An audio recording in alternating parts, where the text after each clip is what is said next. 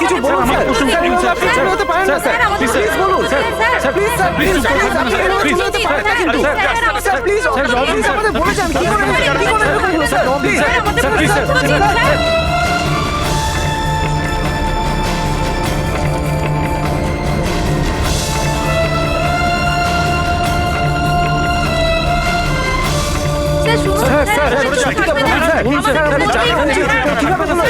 আপনি please please sir, please থাকবেন না স্যার।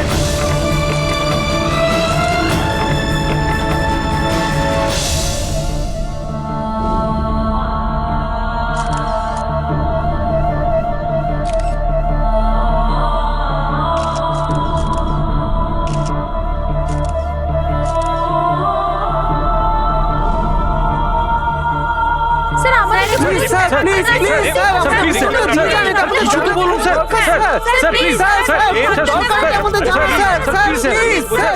প্লিজ আমাদের স্যার, স্যার আমাদের চুপ থাকবেন স্যার, আমাদেরকে জবাব দিতেই হবে স্যার, আপনারা বলুন sir, please please sir, please sir.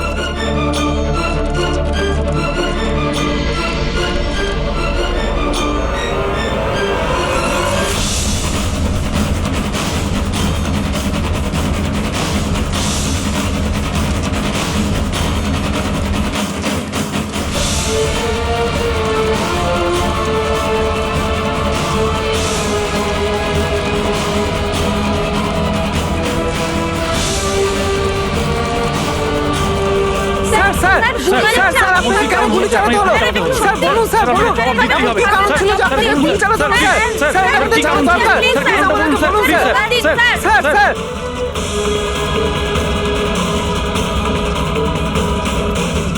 গুলি চালানো কি এমন হয়েছিল যে গুলি চালানো বলুন স্যার, প্লিজ স্যার আপনাকে জবাব দিতেই হবে স্যার, প্লিজ স্যার। স্যার দয়া, কি হয়েছে দয়ার স্যার?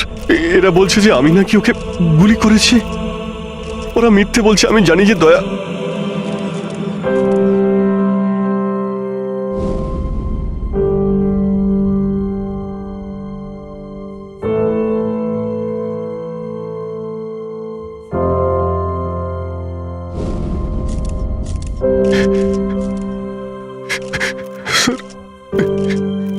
স্যার আমি জানি না স্যার, আমি কখন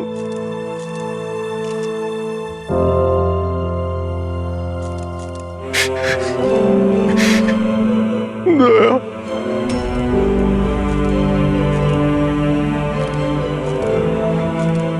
না অভিজিৎ, তুমি ভেতরে যেতে পারবে না। তুমি দয়ার প্রাণ নিয়েছো, তোমাকে আমরা গ্রেপ্তার করছি।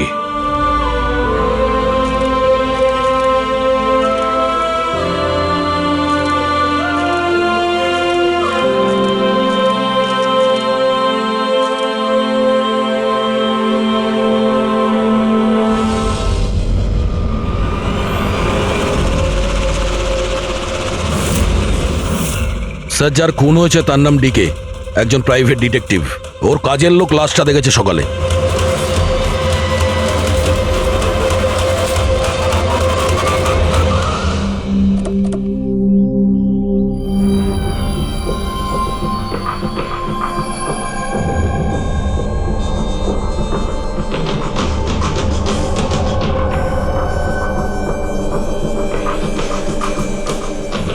দয়া, এর মুখ তো ক্ষতবিক্ষত, মনে হচ্ছে পয়েন্ট ব্ল্যাঙ্ক রেঞ্জ থেকে একাধিক গুলি করে মারা হয়েছে একে।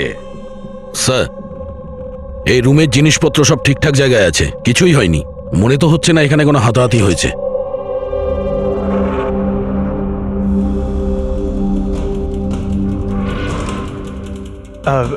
স্যার, স্যার এই কাভার্ড আর লকার তো খোলা আছে, আর সব জিনিসপত্র নিজের জায়গায় আছে। দেখে তো মনে হচ্ছে যে কেউ এতে হাতি দেয়নি।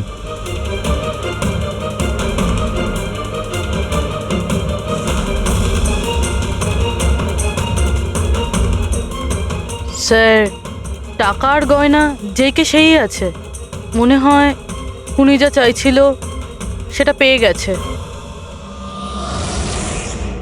স্যার, গুলি।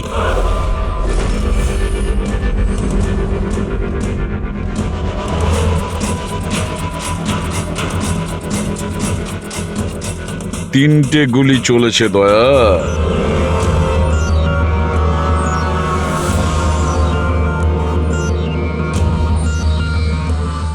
স্যার, হ্যাঁ বলো ফেডরিক।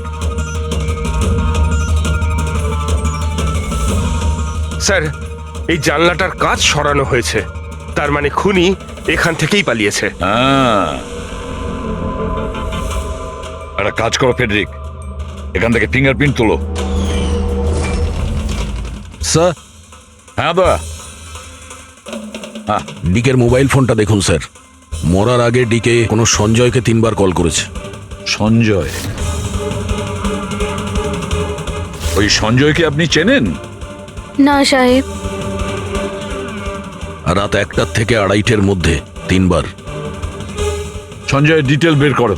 স্যার, আর হ্যাঁ দয়া, অভিজিৎ তো এখনো এলো না, তুমি ওকে ফোন করে বলনি এখানে আসতে ক্রাইম সিনে? হ্যাঁ স্যার বলেছিলাম, মনে হয় কোনো জ্যামে আটকে গেছে। জ্যামে আটকে গেছে? ওকে ফোন করো আর বলো এখানে তাড়াতাড়ি আসতে। স্যার, হ্যাঁ।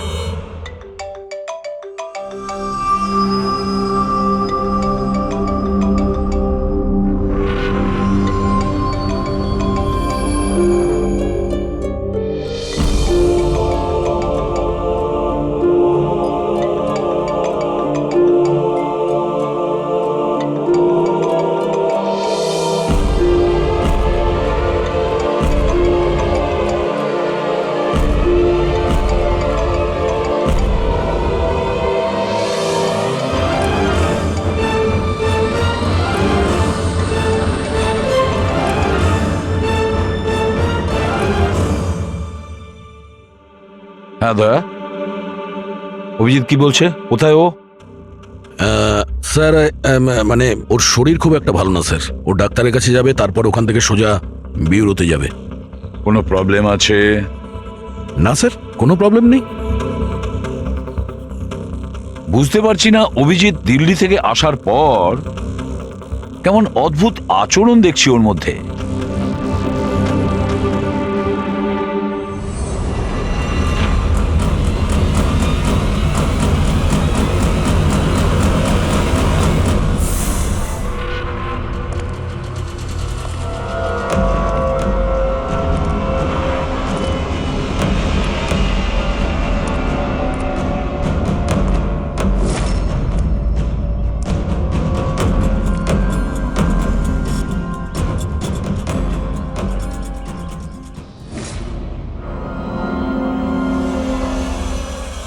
তোমার আমার সাহায্যের দরকার। তোমার? হ্যাঁ? আরে ভাই, তুমি হলে গিয়ে সিআইডি অফিসার। হ্যাঁ, কিন্তু এই কাজটা এটা আমি একা করতে পারবো না। চলো ঠিক আছে, তোমাকে সাহায্য করব, এতে আর কি আছে। চলো চা তো খাওয়া যাক। আরে না, ঠিক আছে, আমি আমি ঠিক আছি। আই মিন, দেখ চেতন, এই কাজটা না, এই ব্যাপারে যেন কেউ কিছু না জানে, বিশেষ করে আমার টিম। আরে এটা আবার কি কথা বলছো? আমরা এতদিনের পুরনো বন্ধু, এইটুকু বিশ্বাস করতে পারছো না? হ্যাঁ বলো কি করতে হবে? কাউকে ফলো করতে হবে, নজর রাখতে হবে, আর এর জন্য তোকে টাকাও দেব। কি কথা বলছো? বন্ধুত্বের মধ্যে টাকা? হ্যাঁ। আচ্ছা ঠিক আছে, যদি মনে করো টাকা দিয়ে দিও। ফলো কাকে করতে হবে?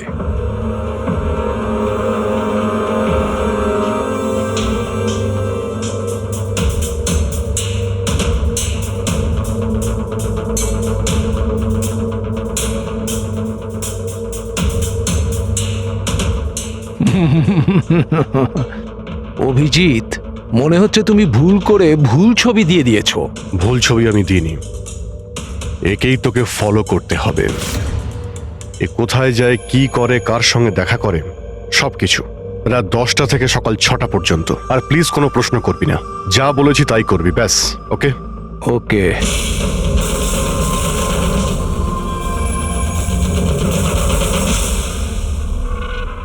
হয় অভিজিৎ পাগল হয়ে গেছে, না হলে বিরাট বড় কোনো গেম চলছে।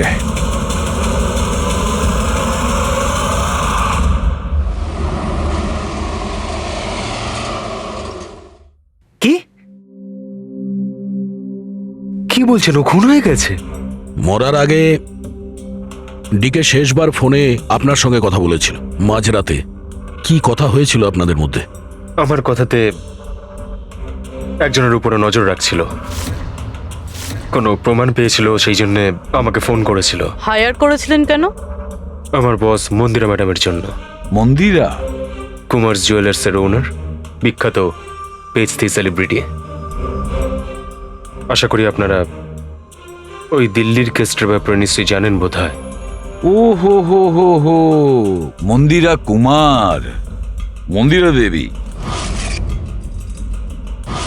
ওনার বিরুদ্ধে তো ওনার স্বামী, শ্বশুর, শাশুড়ি আর কেয়ারটেকারকে মারার অভিযোগ আছে, তাই না? ঠিক বলেছেন। কিন্তু সঠিক প্রমাণ না থাকার কারণে কোর্ট মন্দিরা দেবীকে ছেড়ে দেয়। আর তার কিছুদিন বাদেই মন্দিরা দেবীর পার্সোনাল অ্যাসিস্ট্যান্ট ঈশানা আত্মহত্যা করে নেয়।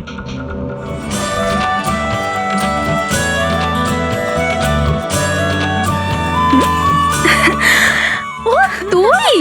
হাই, আজও লেট হয়ে গেলি না? তাড়াতাড়ি যা, সঞ্জয় স্যার তোর ওয়েট করছে কখন থেকে। ও গড, সঞ্জয় স্যার তো তাড়াতাড়ি কেন চলে আসলেন? এসেও পড়েছেন আর খুব রেগে আছেন।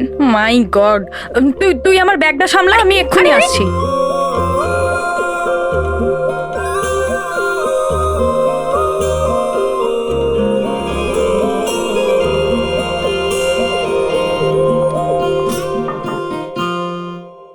May I come in, sir? Come in.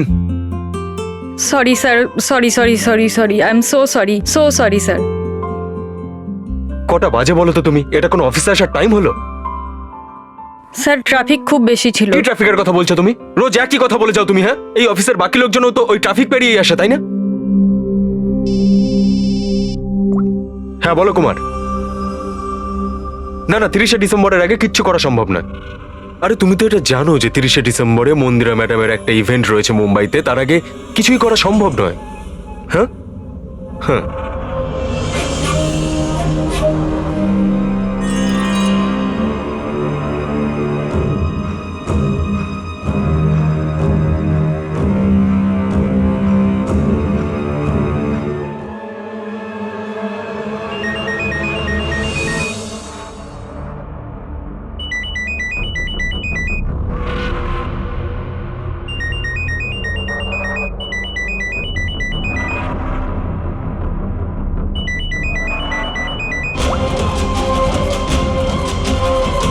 ঠিক আছে। ওকে।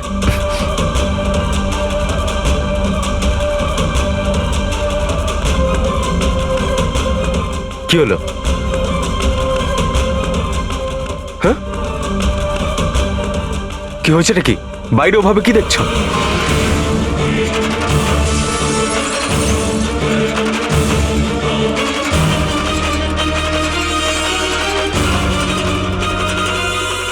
আমারই কেবিনের জানলা দিয়ে ঝাঁপ মেরে আত্মহত্যা করেছিল।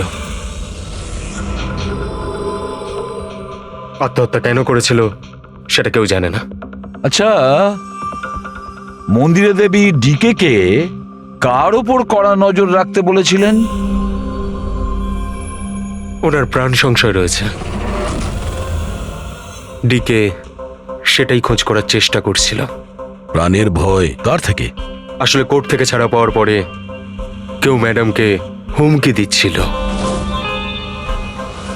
আচ্ছা, শুধু ওই হুমকিটা ফোনেই কি? হ্যাঁ, ফোনের মধ্যেই অচেনা নাম্বার থেকে আর টাইপ করা চিঠি পাঠিয়ে।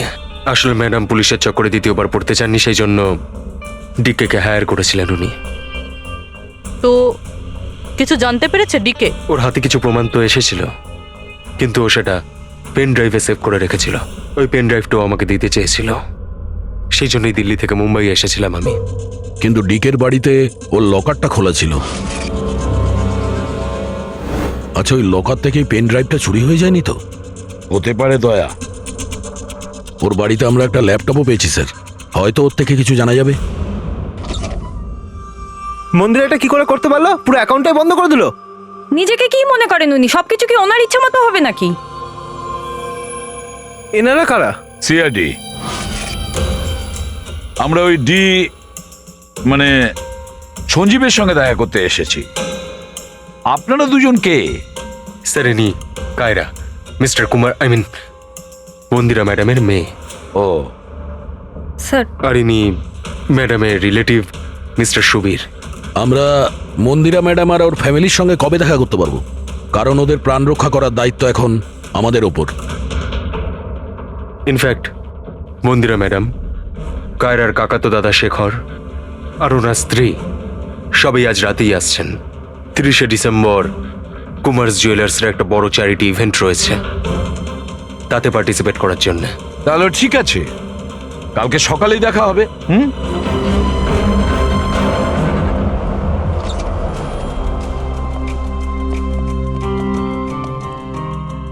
এসব কি হচ্ছে? সিআইডি আমাদের পার্সোনাল ব্যাপারে ঢুকছে কেন?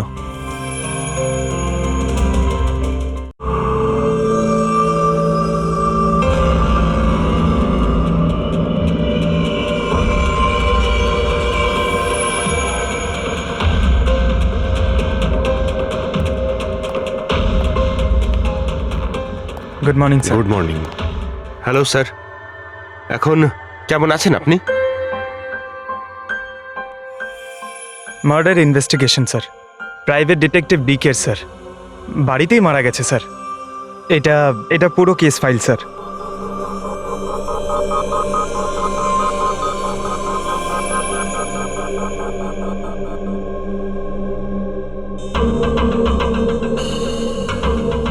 স্যার, এই ছবিগুলো ওর বাড়ির ছবি, এগুলো ওরই বাড়ির ছবি এটা, আর এখানেই ওর মার্ডার হয়েছে, তাই না?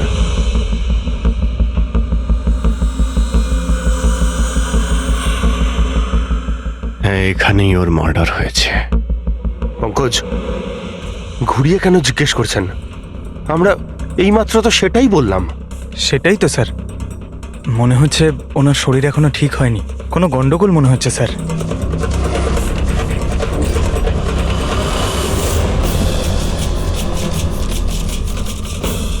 অভিজিৎ,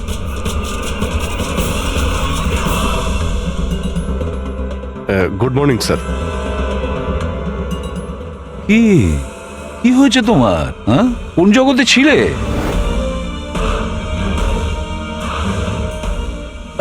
অভিজিৎ, তোমার শরীর খারাপ ছিল না? তাহলে ডক্টরের কাছে যাওয়ার কথা ছিল, এখানে কেন? হ্যাঁ হ্যাঁ স্যার, ওই কিছুদিন ধরেই শরীরটা ভালো নেই স্যার, কিন্তু এখন ঠিক আছে। I am better now. Yeah, গোলমাল চলছে। স্যার, ডিকে সঞ্জয়কে যে পেন ড্রাইভটা দিতে যাচ্ছিল, ওর যে ডেটা আছে ওগুলো উদ্ধার করার যে একটা উপায় আছে স্যার। পেন ড্রাইভ তো পাওয়া যায়নি তো? তাহলে ডেটা কোথা থেকে পাবে? স্যার, আছে না একটা উপায় আছে, ওই আমরা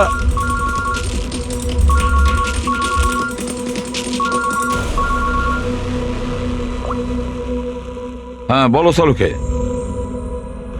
হ্যাঁ,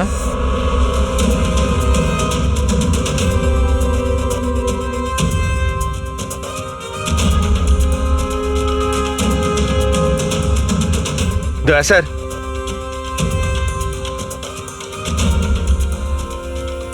স্যার, অভিজিৎ স্যারের শরীর এখনো ঠিক মনে হচ্ছে না। কেন? স্যার, ওনাকে কেসের ব্যাপারে বোঝাচ্ছিলাম, কিন্তু উনি আমাদের কথা শুনছিলেনই না, খুব বেখেয়ালি ছিলেন স্যার। ফ্রেডি স্যার, মন্দিরের ব্যাপারে সব ডিটেলস বের করতে হবে। নিউজ পেপারে, টিভিতে যাই এসেছে সব।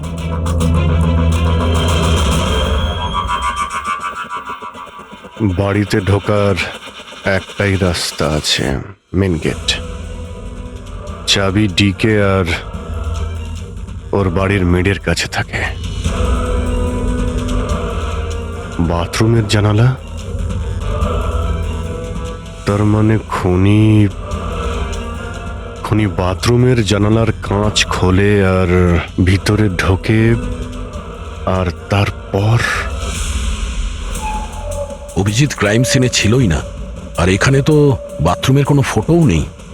তাহলেও এগুলো কি করে জানলো? অভিজিৎ আমার কাছে কিছু লুকোচ্ছে, কিন্তু কি?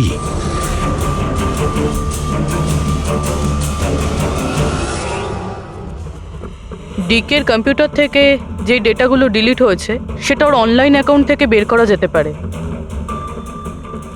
বাস একবার এই পাসওয়ার্ডটা ম্যাচ হয়ে যাক।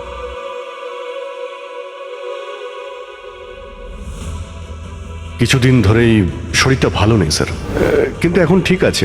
I am better now.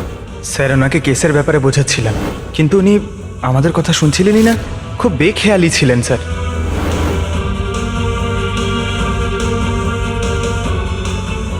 Yes sir, sir password match হয়ে গেছে।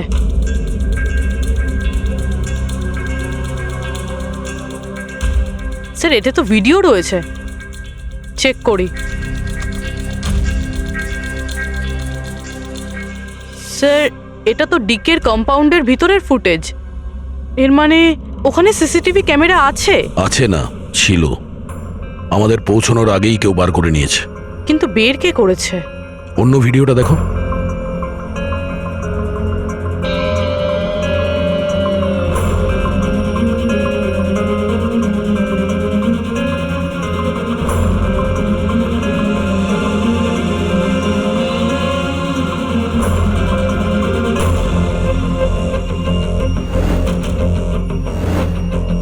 এটা কি করে সম্ভব?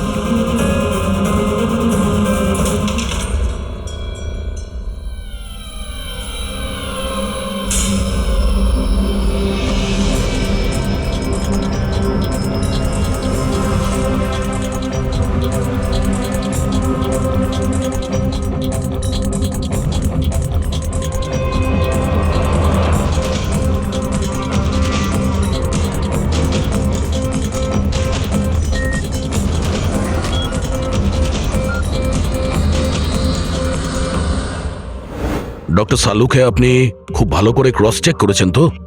মানে বন্দুক তো আমাদের কাছে নেই, তাই বলছিলাম কোথাও কোনো ভুল? না দয়া, কোনো ভুল নেই। আমি একবার নয় 10 বার ক্রস চেক করেছি। মানছি যে বন্দুকটা আমাদের কাছে নেই, কিন্তু বন্দুকের রেকর্ড তো আমাদের কাছে আছে। সেই গুলিটা যা দিয়ে ডিকে মারা হয়েছে, সেই গুলিটা ওর বন্দুক থেকেই চলেছিল। গুলির প্যাটার্ন, গুলির উপর লেগে থাকা চিহ্ন, সবকিছু এইটাই প্রমাণ করছে যে সেটা অভিজিতেরই বন্দুক।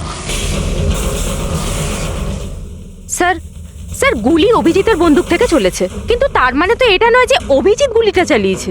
এক্স্যাক্টলি স্যার, সেই কারণে আমি এই কথা এসিপি স্যারকে বলিনি, শুধুমাত্র আপনাদের সঙ্গে কথা বলেছি, যাতে আমি এই মামলা সুরাহা করতে পারি। কি তুমি এই কথাটা এসিপি কে জানাওনি? কি বলবো স্যার, কি বলবো ওনাকে? যেখানে আমার বিশ্বাস হচ্ছে না, তাহলে ওনাকে কি বলবো? তুমি যদি এই কথাটা বিশ্বাসই না করবে, তাহলে ফোন করে আমাকে কেন জিজ্ঞাসা করেছিলে? যে বন্দুক থেকে ডিকে কে মারা হয়েছে সেই বন্দুকটা অভিজিতের না? কি এমন ছিল যার জন্য তুমি অভিজিৎকে সন্দেহ করেছিলে? কি ছিল ওটা? এই কারণে ডক্টর, যখন আমরা একটু পিছিয়ে দাও।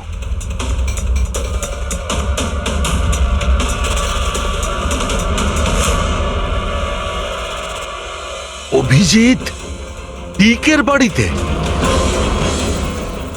আর দয়া তারপরেও তুমি অভিজিৎকে বাঁচানোর চেষ্টা করছো।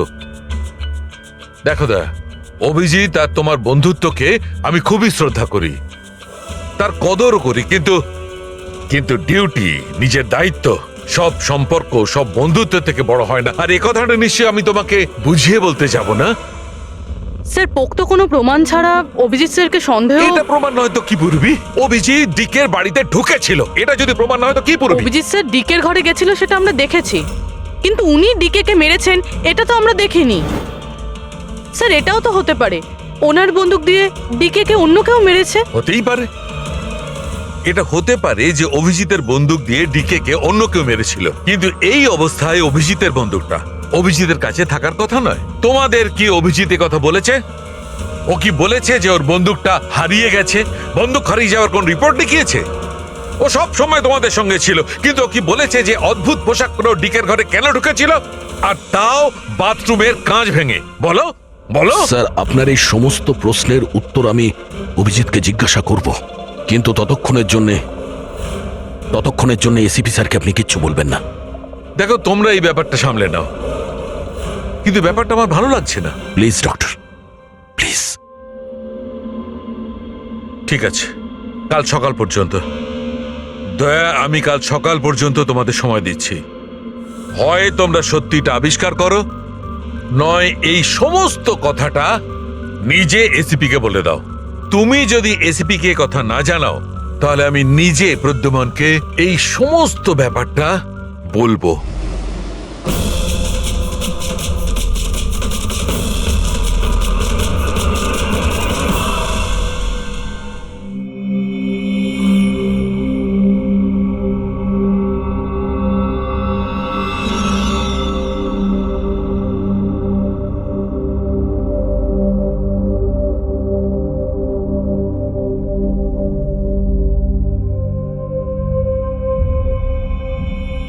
আধ ঘন্টার বেশি হয়ে গেল, 10টা থেকে 10:30 হয়ে গেল, এখনো আসেনি। সারা রাত মনে হয় অপেক্ষা করতে হবে।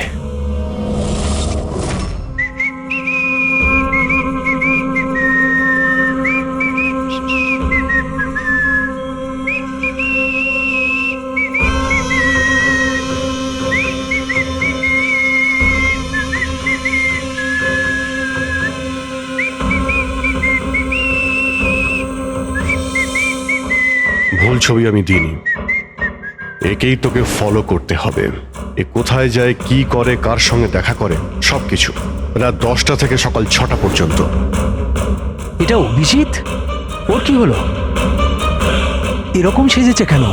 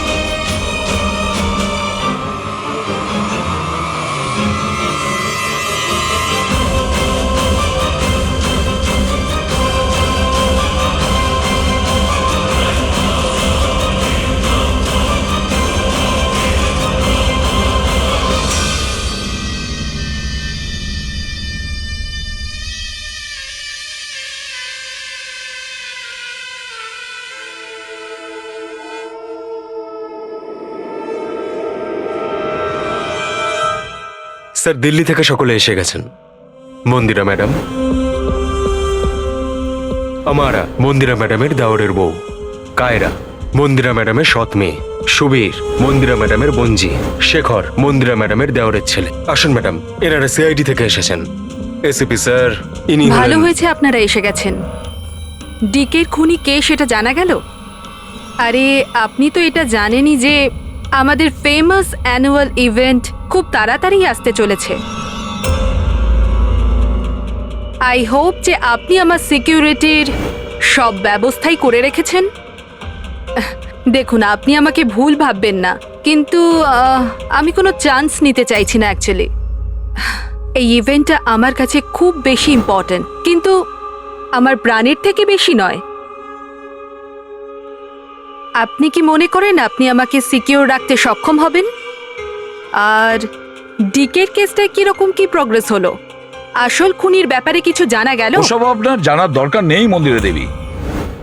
মেইন হলো আপনার নিরাপত্তা, সেটা দায়িত্ব আমাদের। কি চমৎকার! বৌদি, আপনার ভয় লাগছে মন্দিরা দেবীর? যাকে আইনও কিছু করতে পারলো না, মানতে হবে তাকে যে আপনাকে ভয় পাইয়ে দিয়েছে। মনে হয় ও জানে না ইনার ব্যাপারে যে ইনি কি কি করতে পারেন। আপনিও কি মনে করেন আমি আমার স্বামী আর বাকি সবাইকে মেরে ফেলেছি? দেখুন, আপনার বিরুদ্ধে যে অভিযোগই থাকুক না কেন, সেটাতে আমাদের কিছু যায় আসে না। কোর্ট আপনাকে রায় দিয়েছে, আর আমরা কোর্টের রায়কে যথেষ্ট সম্মান করি। আপনি শুধু এটা বলুন, আপনি কাকে সন্দেহ করেন? কি এমন আছে যে আপনাকে মারতে চায়? সন্দেহ? হ্যাঁ, সন্দেহ। না না না, আমি কাউকেই সন্দেহ করছি না। বরং আমার এটা পুরো বিশ্বাস যে আমি মারা যাওয়ার পরে এরা সবাই খুব খুশি হবে, আর আমাকে মেরে ফেলার ষড়যন্ত্রেও এদের মধ্যেই কারো হাত আছে। And I am very sure যে ঈশানার আত্মহত্যাতেও এদের মধ্যেই একজনের হাত আছে। এবার আপনিই বলুন, এত ভালো প্রিয় আত্মীয় পরিজনরা থাকতে আমার শত্রুর কি দরকার? মম প্লিজ, তুমি আবার এই নিজের ইমোশনাল ড্রামাটা শুরু করো না। এখানে কোনো ক্রিমিনাল নেই যে তোমাকে মারতে চায়। রাইট। নিজেকে নির্দোষ ভাবা আর অন্যকে দোষী মনে করাটা, এটা তো বৌদির পুরনো অভ্যেস। আই সোয়ার, আমি তো এই গল্পটাকে বিশ্বাসই করি না। কে মারতে চায় তোমায়? আর কারা হুমকি দিচ্ছে? কোথায় আছে সে হুমকি দেওয়া লেটারগুলো? হ্যাঁ মন্দিরা দেবী, সেটা কোথায়? ওটা আমার মনে নেই, আমি ফেলে দিয়েছি। সি, আই নিউ যে তুমি এটাই বলবে। So convenient. ব্যাস, অনেক হয়েছে। আপনারা একে অপরকে দোষারোপ করা বন্ধ করুন। তবে একটা কথা খুব ভালো করে মনে রাখবেন, আমরা সবাইকে সন্দেহ করি। তাই সবাইকে বলছি, তার মানে হলো আপনাদের সবাইকে সন্দেহ করি, আপনাদের সবাইকে। আর একটা কথা, আমাদের পারমিশন ছাড়া আপনারা এই শহর ছেড়ে যেতে পারবেন না। কেউ শহর ছেড়ে যাবেন না। আর যদি দরকার পড়ে আমরা দ্বিতীয়বার তাকে ডেকে নেব। Thank you very much. Thank you.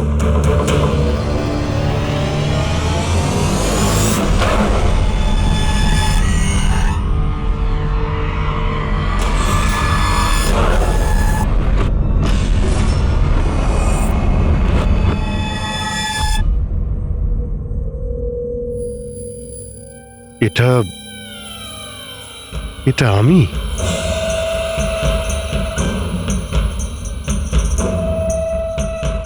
এই পোশাক পরে ঘুরছিলাম? এই পোশাক তো রোজ আমার ওয়াশিং মেশিনে ধোয়া হয়।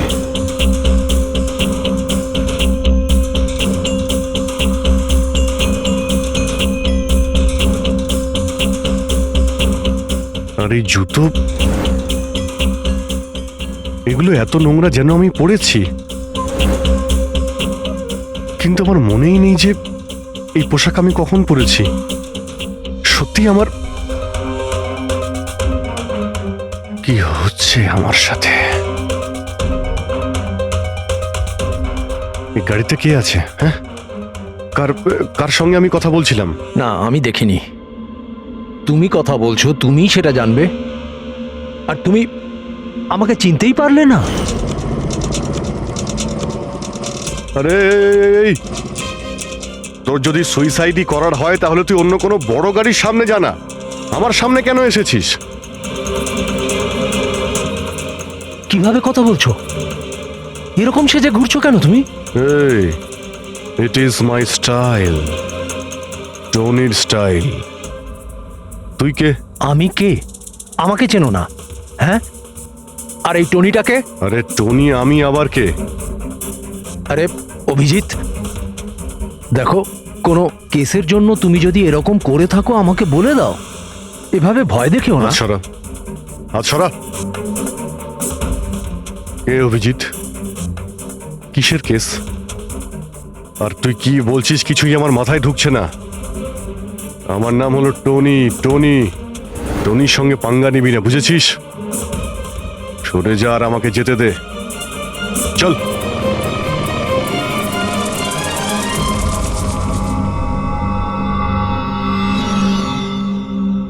এই অভিজিৎ নিজেকে টনি কেন বলছে? টনি? কে কে টনি? সত্যি তোমার কিছুই মনে নেই? না, আমার কিছুই মনে নেই, সত্যি বলছি আমি। তার মানে তুমি গাড়িতে ওদের সাথে কথা বলছিলে, তারপরে তুমি গেস্ট হাউসের ভেতরে গেলে। Guest house? হ্যাঁ, তার কিছুক্ষণ পরে তুমি বাইরে এলে। আমি গেস্ট হাউসের ভিতরে গেলাম? ভিতরে গিয়ে আমি কি করলাম? হ্যাঁ, তুই দেখেছিস কিছু করেছিলাম আমি? আমি কি করে দেখবো, আমি তো বাইরে ছিলাম না। সব কি হচ্ছে? আমাকে ওখানে যেতে হবে। কোথায়? গেস্ট হাউসের নাম কি? হ্যাঁ,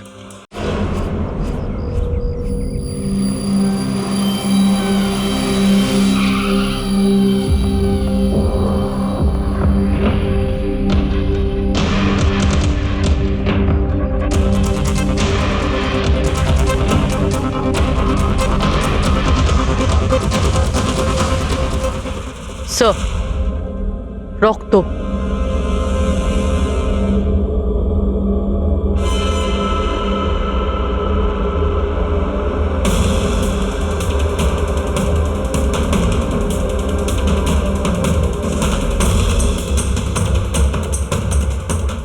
অভিজিৎ,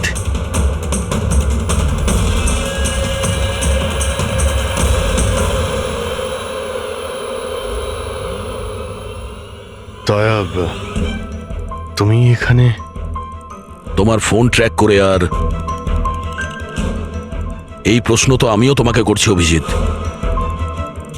তুমি এখানে কি করছো?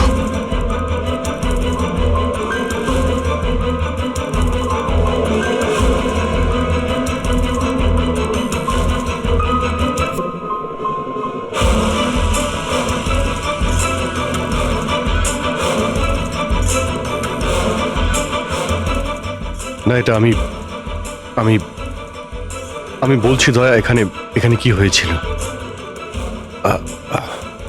অভিজিৎ, এখানে কি হয়েছে ওটা তো আমি দেখছি, তুমি বলো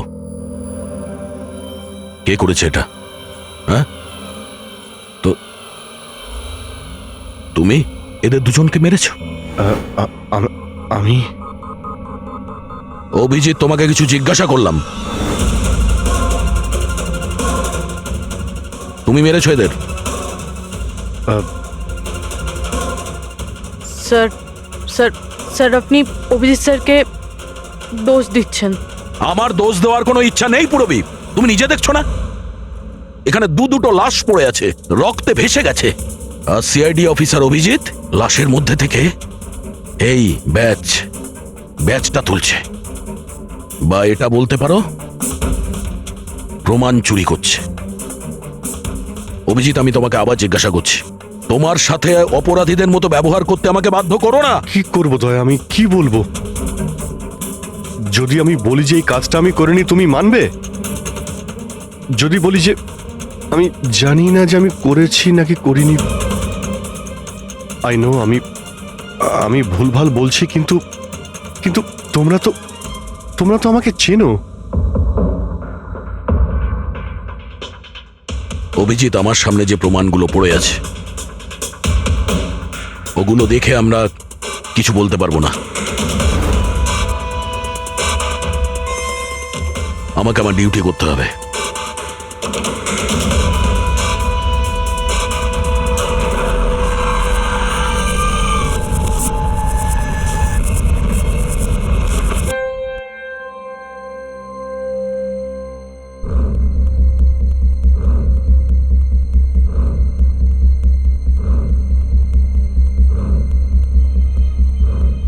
অভিজিৎ, এতক্ষণ ধরে একের পর এক জিজ্ঞেস করে যাচ্ছি তোমাকে, কিন্তু কোনো উত্তর দিচ্ছ না তুমি।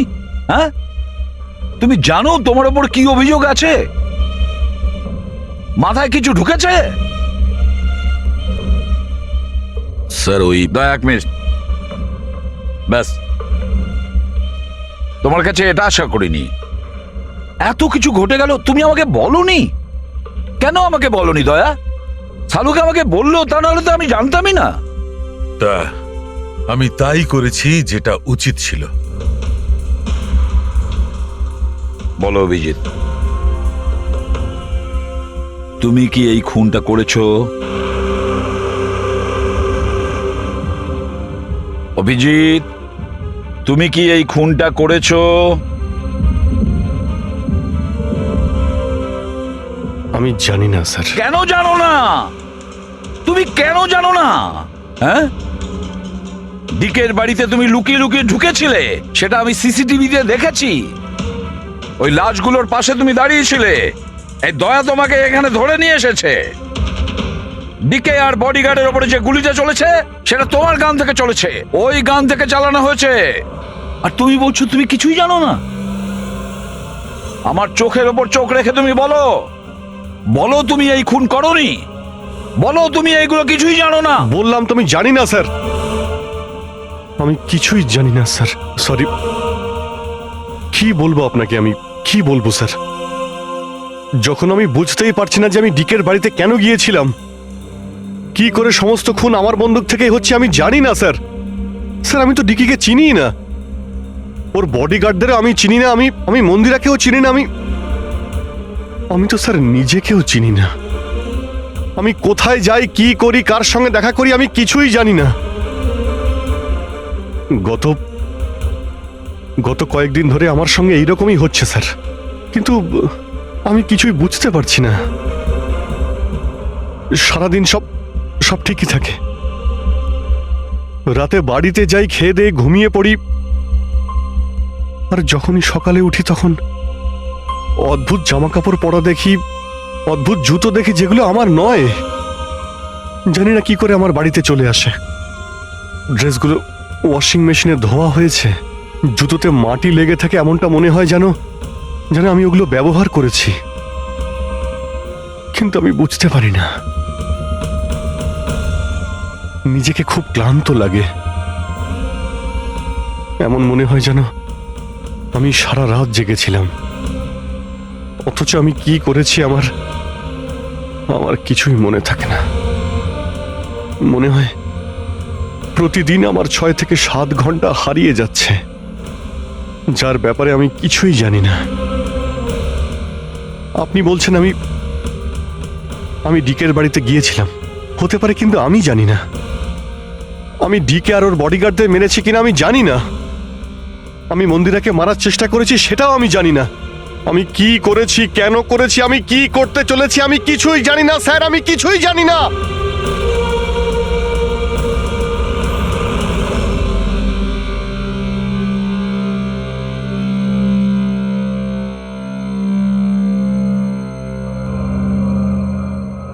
দেখো অভিজিৎ, এই মুহূর্তে তুমি নিজের জন্যে আর অন্যদের জন্যেও বিপজ্জনক। আমি তোমাকে একা ছাড়বো না, আমি তোমাকে নজরবন্দি রাখবো, আর দয়া তোমার ওপর নজর রাখবে।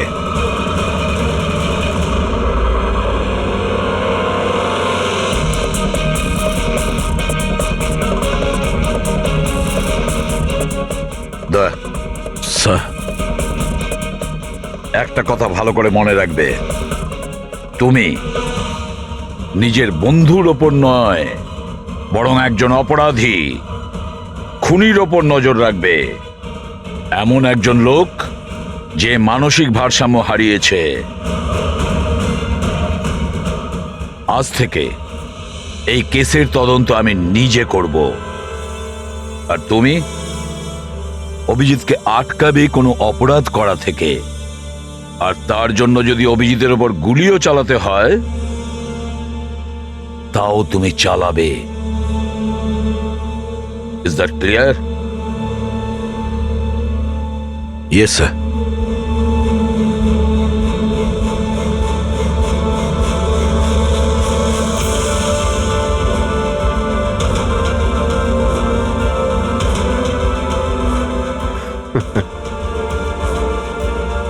হাত করা পড়িয়ে দাও ভাই। শুনলে তো, মানসিক অবস্থা ঠিক নেই আমার, কখন কি করে বসি কিছুই জানি না। আটকাও আমায়, আমার হাতে আরো একটা অপরাধ হওয়ার আগে। আটকাও আমায় ভাই।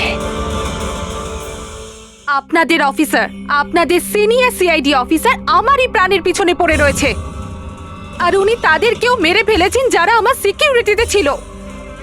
আর আপনি নিশ্চিন্ত হয়ে বলছেন ভয় পাওয়ার কোনো কারণ নেই।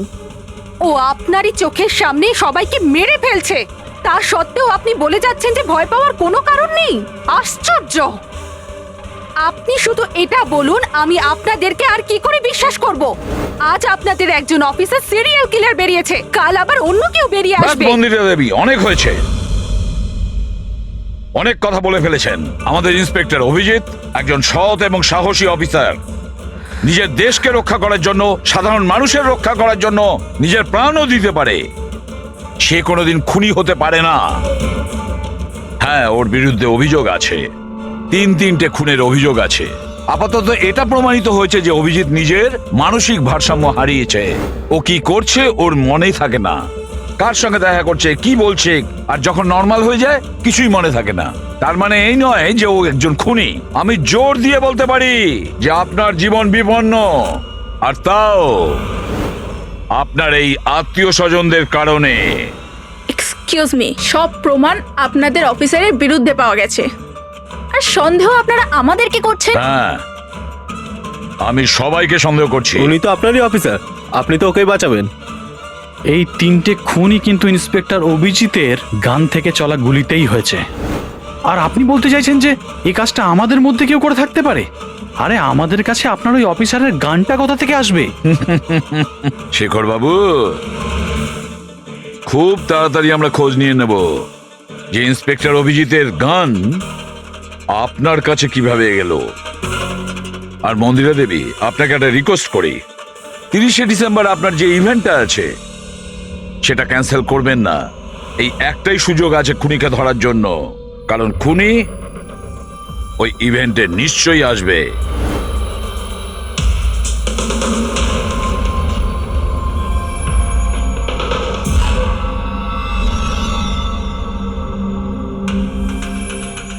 স্যার স্যার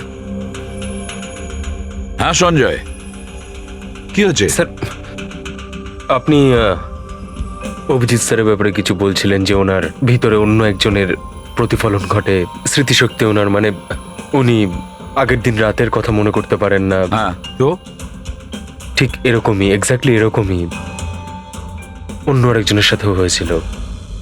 কার সঙ্গে বলুন? স্যার ঈশানা। ঈশানা? যেদিনও আত্মহত্যা করেছিল তার কিছুদিন আগে থেকেই একদম এরকমই আচরণ করতে শুরু করেছিল। কি অদ্ভুত রকম হয়ে গিয়েছিল, অন্য মনস্ক থাকতো। যেদিন আত্মহত্যা করেছিল তার কিছুদিন আগে থেকেই একটা অদ্ভুত রিংটোন সেট করেছিল নিজের ফোনে, আর তারপর সেই দিন হঠাৎ করে ওই রিংটোনটা বাজতে শুরু করলো। আর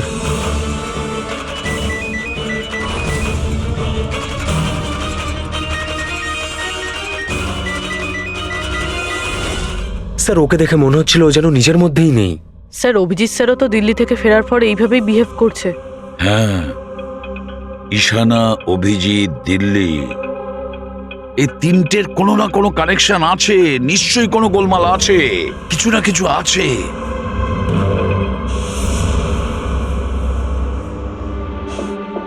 কফি। আরে খেয়ে নাও ভাই, কিছুই মেশাইনি। আমি এখানেই আছি, পালিয়ে যাচ্ছি না। অভিজিৎ, তুমি এই কথাগুলো লুকিয়েছো কেন আমাদের থেকে? লুকোতে হয়েছিল ভাই, কি করব আমি? আমি কিছুই বুঝতে পারছিলাম না যে আমি কি করব, আমার সঙ্গে কি হচ্ছে। যেখানে আমি নিজেই কনফিউজ, আমি সেখানে কি বলবো তোমাকে? সেই জন্য, আর কোনো ব্যাপার নয়। আমার ওপর ভরসা ছিল না নাকি? আমাকে যোগ্য ভাবনি যে আমি তোমার কোনো সাহায্য করতে পারি? কি ভাই, এসব কি বলছো তুমি? ব্যাপারটা এরকম নয়। তাহলে বলনি কেন? আমার তো মনে হচ্ছে আমি তোমাকে চিনি না। এই মুহূর্তে আমি যার সঙ্গে বসে কথা বলছি সে অভিজিৎ নাকি অন্য কেউ?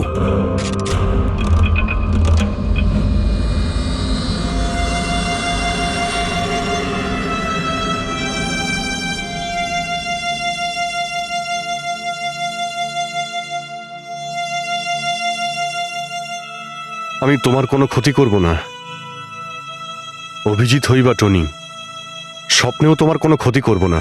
বন্দুক দেখানোর দরকার নেই। বিষয়টা তা নয় যে তুমি আমার কোনো ক্ষতি করবে। বিষয় এটা যে আমি এখানে শুধুমাত্র আমার ডিউটি করছি, আর আমি কোনো চান্স নিতে চাই না। আমি তো তোমাকে হয়তো চিনিই না।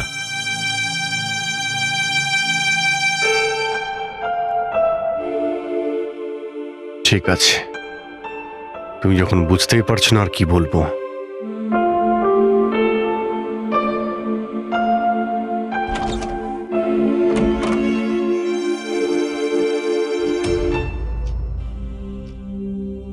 ডক্টর মহেশ, আমি আপনাকে পুরো ব্যাপারটা জানিয়েছি। এবার আপনি বলুন আপনার কি মনে হচ্ছে। দেখুন, এক্ষুনি আপনারা যেটা বললেন যে এই অভিজিৎ আর ঈশানার ব্যাপারে, এটার থেকে তো একটা ব্যাপার একদম পরিষ্কার যে দুজনের কন্ডিশনই একদম সমান। Artificially induced split personality. এটাকে যদি সোজা ভাষায় আপনাদের বোঝাই তাহলে এই কন্ডিশনে পেশেন্টের মস্তিষ্কে তার এই নিজের ব্যক্তিত্ব ছাড়াও অন্য আরও একটা ব্যক্তিত্ব প্ল্যান্ট করা হয়, যেটা কোনো বিশেষ কারো আদেশ বা নির্দেশ অনুযায়ী চলাচল করে। আর এটাকে এমনভাবে সেট করা হয় যাতে ওই ব্যক্তিত্ব বিশেষ ধার্য করা সময়ে বিশেষ ধরনের ট্রিগার পেলে ওই ব্যক্তিত্বকে সম্পূর্ণ প্রভাবিত করে। আর যতক্ষণ এই প্রভাব চলতে থাকে সে পুরনো ব্যক্তিত্বের বিষয়ে না তো কিছু জানতে পারে আর না তার সেই পুরনো ব্যক্তিত্ব সম্বন্ধে কিছু স্মরণে থাকে। এটা হলো মানুষের মস্তিষ্ক। এই মস্তিষ্কের দুটো ভাগ রয়েছে। সচেতন মস্তিষ্ক মানে কনসাস স্টেট অফ মাইন্ড, যার মধ্যে আমরা এখন আছি। অচেতন মস্তিষ্ক মানে semi conscious state of mind, মানে যখন আমরা ঘুমিয়ে থাকি তখন সক্রিয় হয়। আর কখনো কখনো জেগে থাকার সময়ও কোনো নেশার বা কোনো ওষুধের প্রভাবেও আমাদের অচেতন মস্তিষ্ক সক্রিয় হয়ে ওঠে। সচেত আর অচেত দুটো অবস্থাতেই মস্তিষ্ক ভিন্ন ভিন্ন কাজ করে, কিন্তু এই অবস্থাতে দুটো মস্তিষ্কই যা চিন্তা করে, কোনো কথা বা কোনো স্মৃতি সব সেভ করে নেয়।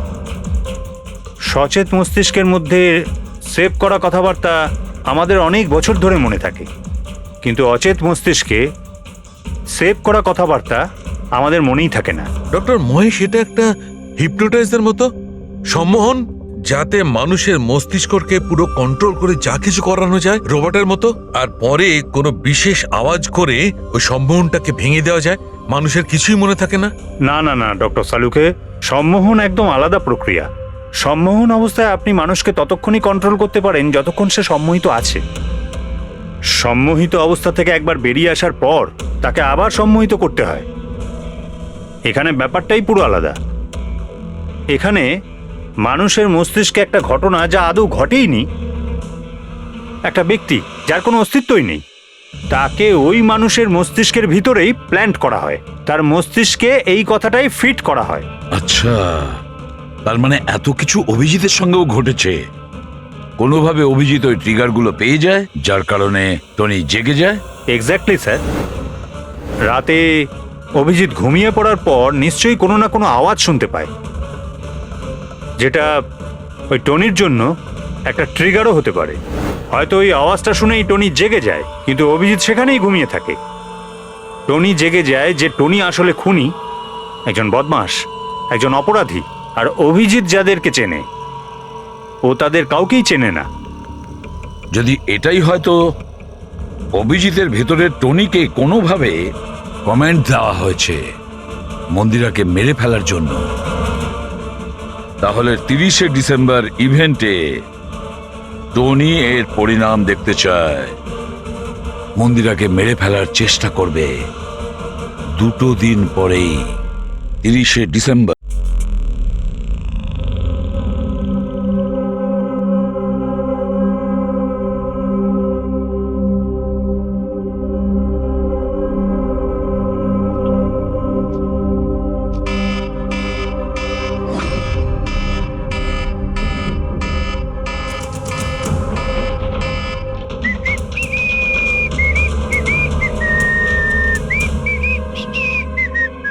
অভিজিৎ, অভিজিৎ, কোথায় তুমি?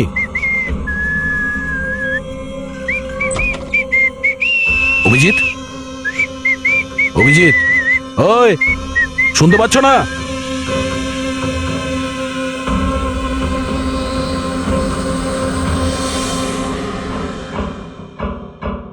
কে রে তুই? তুই আমার বাড়িতে কি করছিস? অভিজিৎ, টনি, তুমি এখান থেকে পালাতে পারবে না। তুমি এখানে নজরবন্দি আছো, এই ঘরের ভেতরেই থাকতে হবে, বুঝেছো? টনিকে তার কাজ করতে দে। যদি আমার রাস্তাতে বাধা দিস তাহলে জীবনটাও হারাবি তুই। চল এবার যেতে দে। বাড়ির বাইরে না, ভেতরে। হাত সরা, হাত সরা। তোকে তো বললাম যে আমাকে তুই বাধা দিস না। আমার মাথা গরম করিস না। আমার কাজের সময় কেউ বাধা দিতে পারবে না আমায়। চল। টনি, তুমি কোথাও যাবে না, এখানে, এখানেই থাকবে তুমি, বুঝেছো? কি বললি? টনির গায়ে হাত তুললি তুই? টনির গায়ে হাত তুললি তুই? অভিজিৎ, অভিজিৎ, অভিজিৎ,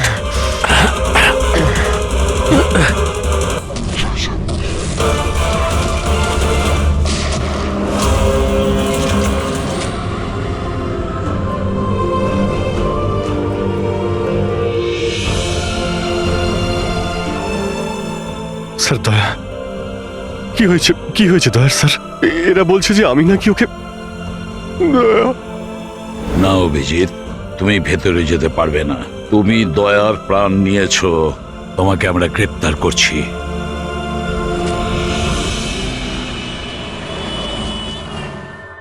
ঈশানার ফোন রেকর্ডে ডক্টর তানিয়ার নাম কয়েকবার এসেছে। আপনাদের মধ্যে কেউ চেনে ডক্টর তানিয়াকে? আত্মহত্যা করার আগে উনি ডক্টর তানিয়ার সাথে দেখা করেছিলেন কি? এই ডক্টর তানিয়া কোনো ডেন্টিস্ট নয় তো? মারা যাওয়ার আগে ঈশানা কয়েকবার একজন ডেন্টিস্টকে দেখিয়েছিল। আমার নাম তো মনে নেই, কিন্তু হতে পারে ইনিই সেই। যতদূর আমার মনে হয় ইনি কোনো ডেন্টিস্ট তো নন। কিছুদিন আগে সিআইডি অফিসার অভিজিৎ এখানে ছিল। Yes ma'am. ওই পুরো সপ্তাহে এখানে যারা যারা ছিলেন তার পুরো লিস্ট আমার চাই। আর ওনার থাকার সময় এই লবিতে থাকা সিসিটিভি ফুটেজও চাই।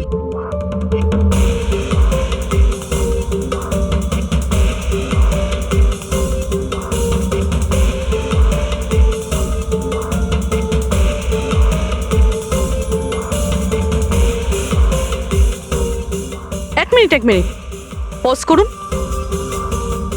এই মহিলাকে যার সাথে অভিজিৎ স্যার কথা বলছে? পুরবি, এই লিস্টটাতে ডক্টর তানিয়ার নাম আছে। উনি এখানেই ছিলেন যতদিন অভিজিৎ স্যার এখানে ছিলেন। মনে হচ্ছে ওই মহিলাই। কি নাম এই মহিলার? ম্যাম, ডক্টর তানিয়া সপ্তাহখানেক ধরে এখানেই ছিলেন।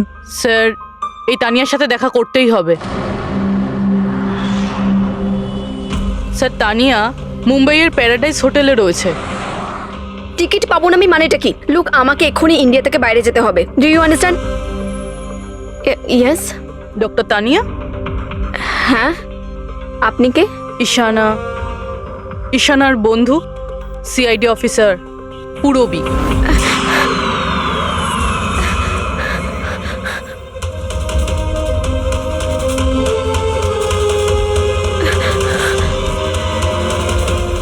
পালানো অত সহজ নয়। কোথায় পালাচ্ছেন তানিয়া দেবী? কি কি চানটা কি আপনারা? অভিজিতের সঙ্গে কি করেছেন আপনি?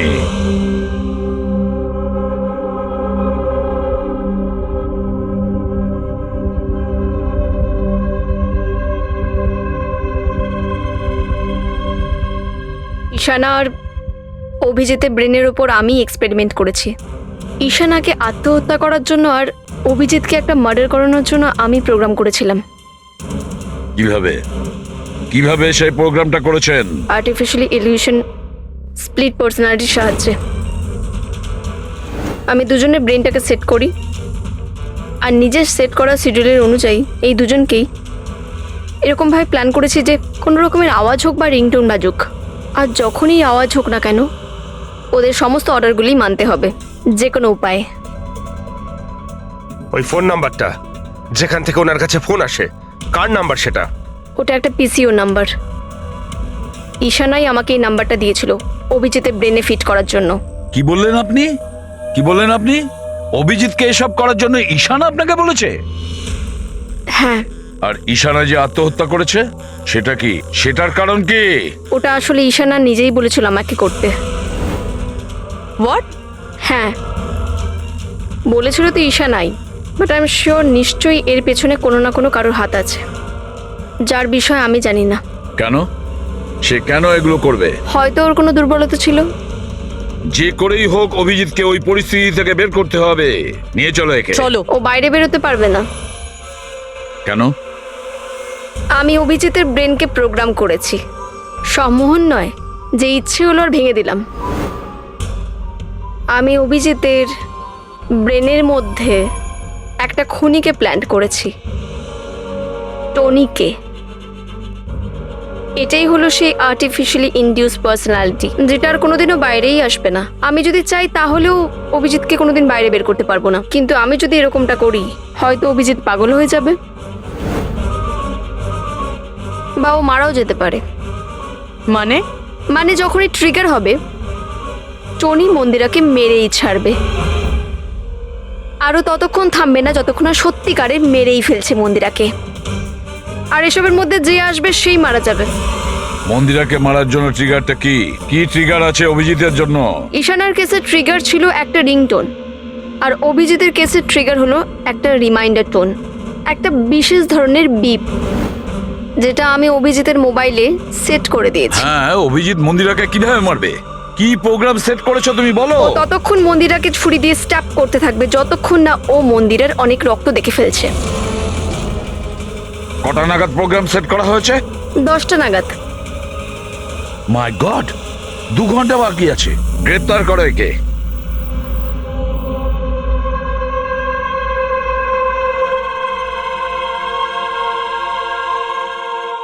জীবনে কখনো ভাবিনি স্যার যে আপনার ওপর অপরাধের মতো নজর রাখতে হবে।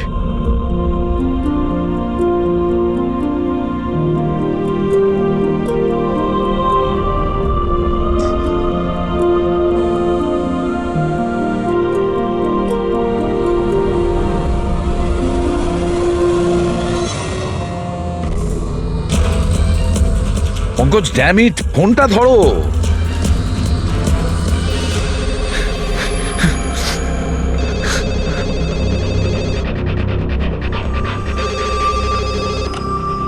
হ্যালো পঙ্কজ, কোথায় ছিলে তুমি?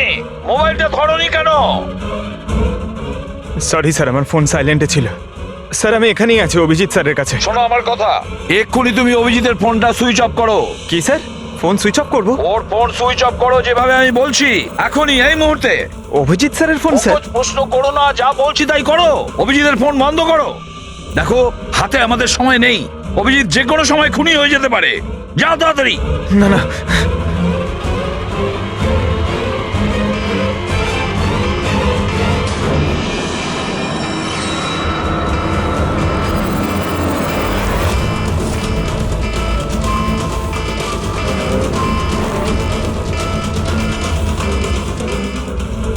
ভিজে গেল, কি করি?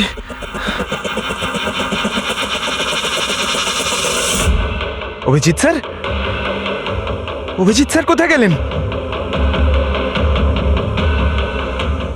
Abhijit sir, Abhijit sir,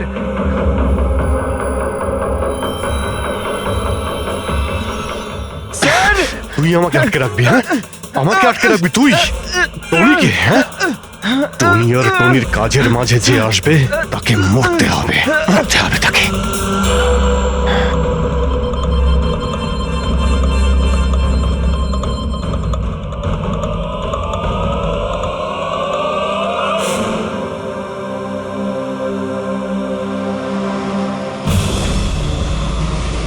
sir, এখানেই চ্যারিটি ইভেন্টটা হবে।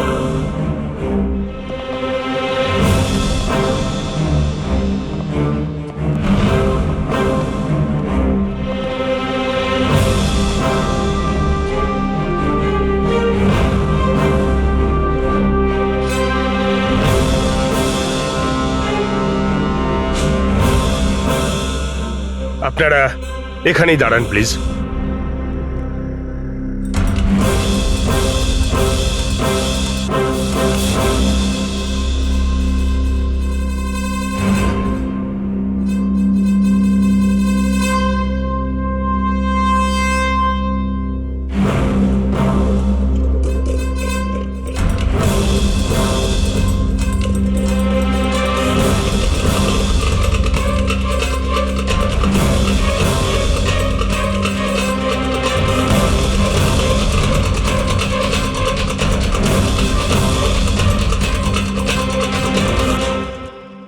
হ্যালো লেডিস অ্যান্ড জেন্টলম্যান, প্রত্যেক বছরের মতো এই বছরের সন্ধ্যাটাও খুবই গুরুত্বপূর্ণ।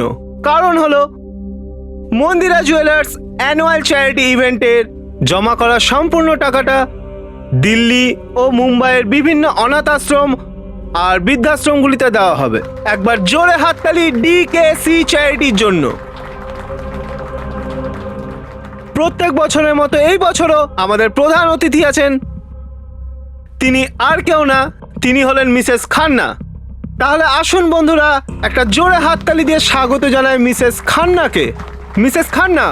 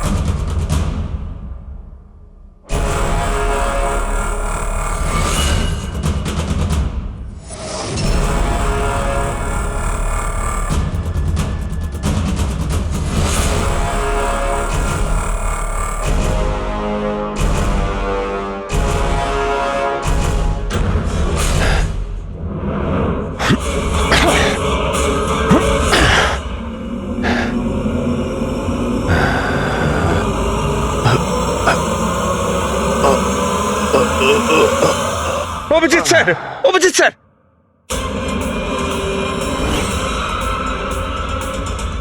স্যার, স্যার,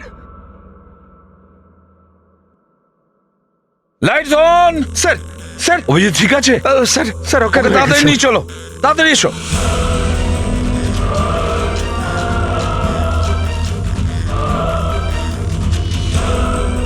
দরজা খুলুন।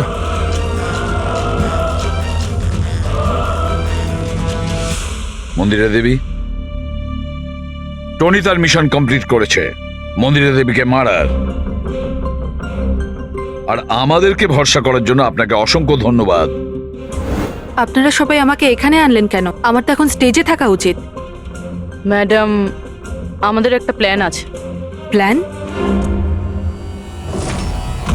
রবি,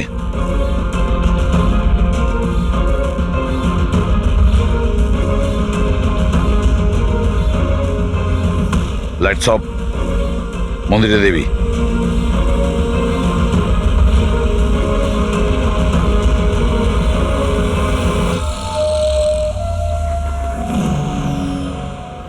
আর আপনার প্রশংসা না করে পারছি না। Thank you. মম, তুমি ঠিক আছো তো? এসব কি? আপনারা আমাদের গ্রিন রুমে লক করে কি করতে চাইছিলেনটা কি? আসল খুনি তো অন্য কেউ, তাই না? স্যার, আপনি সবকিছু মায়ের জীবনের ঝুঁকি নিয়ে করেছেন। যদি সত্যিই মায়ের কোনো ক্ষতি হয়ে যেত তাহলে? এতে তো সত্যি ভীষণ বড় রিস্ক ছিল স্যার, বাট আই হোপ এবার বিপদ কেটে গেছে। বিপদ এখনো কাটেনি, কারণ এই খেলার আসল মাস্টার মাইন্ড এখনো ধরা পড়েনি। গল্প এখনো অনেক বাকি আছে।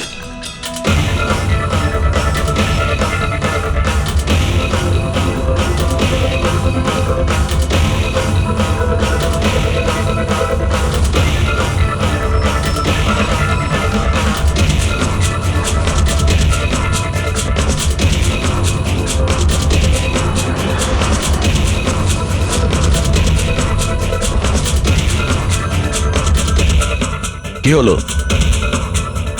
আমাকে দেখে ভালো লাগলো না? কখনো কখনো খুনি পর্যন্ত পৌঁছানোর জন্য আমাদের অ্যাক্টিং করতে হয়। তার মানে ওনার মৃত্যুর খবরটা নাটক ছিল? আমার মৃত্যুতে খুনি খুব খুশি হয়েছিল যে ও জিতে গেছে, আর ওই সুযোগটাই আমরা কাজে লাগিয়েছি। আমরা মন্দিরা দেবীকে বাঁচানোর চেষ্টা করছিলাম, আর দয়া মাস্টার মাইন্ডের পিছনে লেগেছিল। কিন্তু আসল মাস্টার মাইন্ডটা কে?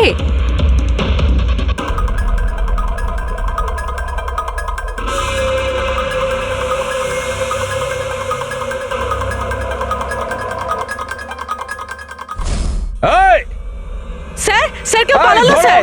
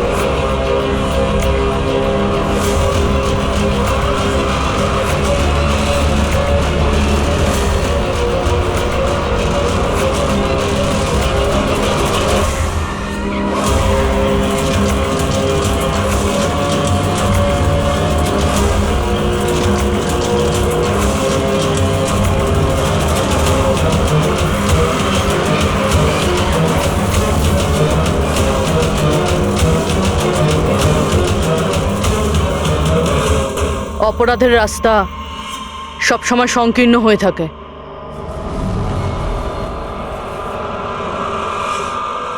তুমি এটাই ভাবছো যে আমরা কি করে জানলাম যে তুমি খুন করেছো?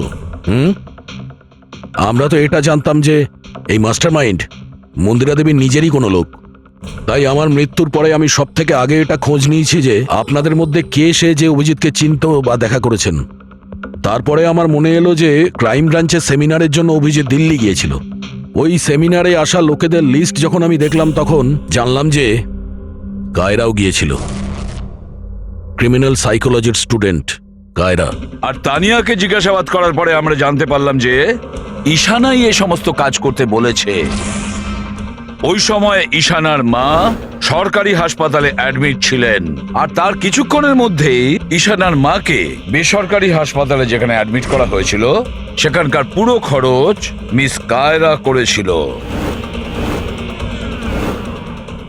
আর সবচেয়ে বড় ক্লু ওই পিসিও, যেখান থেকে অভিজিৎ স্যারের কাছে অর্ডার আসতো। দয়া স্যার সেখানে নজর রেখেছিল, আর সেখানেও তোমাকে দেখা গিয়েছিল। Okay fine, I give up. মেনে নিচ্ছি যে আপনারা খুবই স্মার্ট,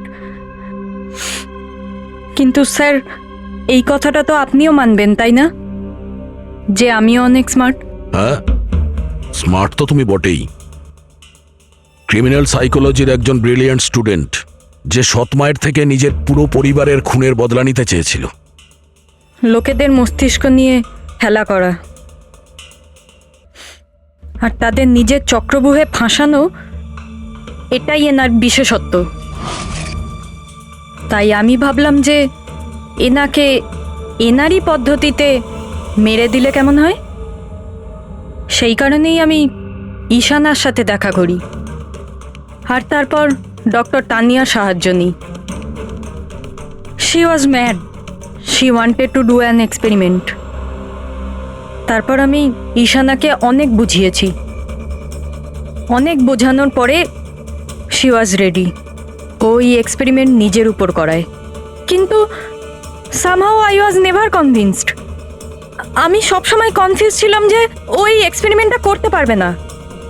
আর ঠিক ওই সময় আমার সাথে দিল্লিতে অভিজিতের দেখা হয়, আর ওনার সাথে দেখা হওয়ার পর আমি ভাবলাম যে এত সৎ আর ভালো অফিসার থাকা সত্ত্বেও এই এক্সপেরিমেন্ট অন্য কেউ কেন করবে। তারপর আমি আর ডক্টর তানিয়া অভিজিৎকে ব্যবহার করি।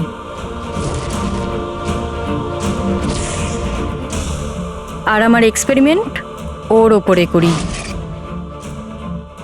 আর ঈশানা আমাদের কোনো কাজে ছিল না, তাই ওকে আমাদের রাস্তা থেকে সরিয়ে ফেলি।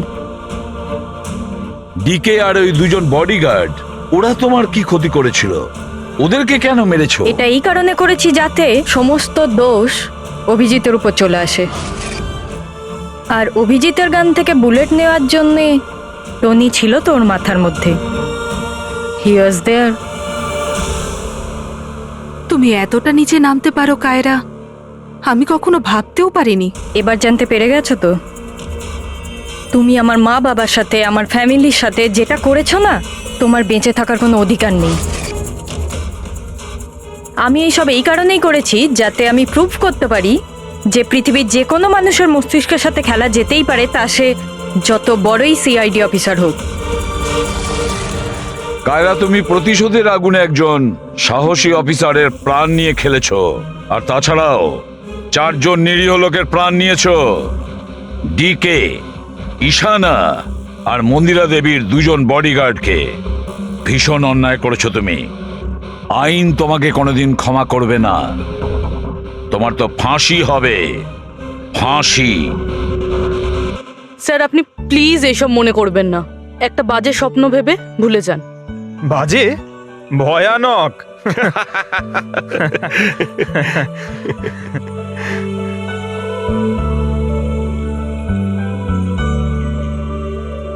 বস, হ্যাঁ বলো সালুকে, বলো। কেস তো সলভ হলো? হ্যাঁ, কেস তো সলভ হলো, কিন্তু কিন্তু কি? বস, অভিজিতের মস্তিষ্কে যে টনিকে প্ল্যান্ট করা হয়েছিল, সেই উদ্দেশ্যটা সফল হয়েছে। তারপরে এখন আর কেউ ট্রিগার ধরবে না, ওর কানের সামনে কেউ গান করবে না, যার কারণে অভিজিৎ টনি হয়ে যেত। হ্যাঁ হ্যাঁ, কিন্তু বস, কিন্তু কি? বস, কথাটা এই, টনি অভিজিতের মস্তিষ্ক থেকে কখনো যাবে না। কি?